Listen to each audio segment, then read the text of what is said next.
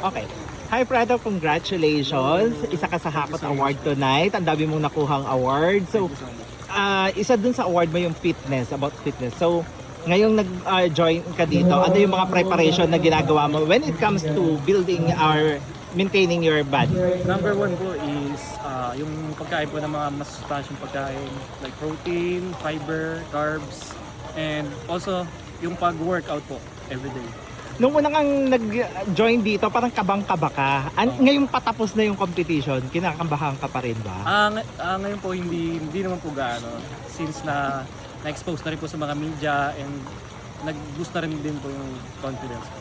Anong nai-enjoy mo sa pagsali mo dito? Na-enjoy ko yung brotherhood namin mga candidates, yung mga samahan namin na solid. Ngayon na nag-join ka dito, tuloy-tuloy na ba yung when it comes to pageantry, yung pag-join mo? Yes po. Hopefully hanggang international. Okay.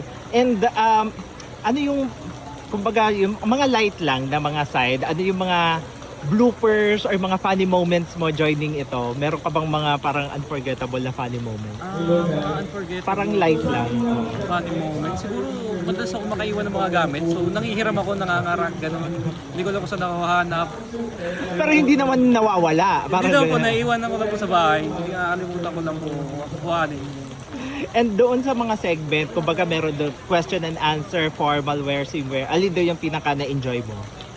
Yung swimwear, pinaka-enjoy ko.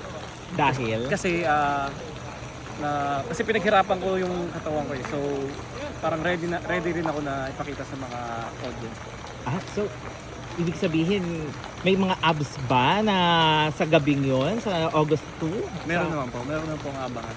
Oh, okay. So, ngayon ba mga ilan na yung mga abs?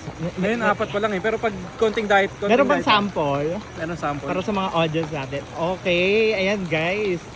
So, ready na siya Tumawa. sa kanya. At ano naman yung pinakakinabahan ka na segment? Or parang medyo doon ka, medyo challenging? Actually, kinabahan ako nung formal attire. Kasi yung sapatos ko noon, hindi ako nakakuha ng black shoes talaga. Nakalimutan ko na naman. Ngayon, yung isang shoes na brown shoes, malaki.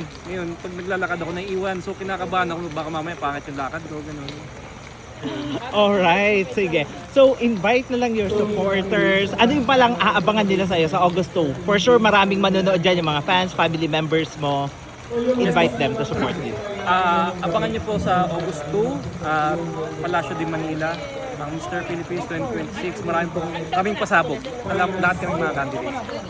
Okay, thank you very Thank you much, so much. Fred, and congrats.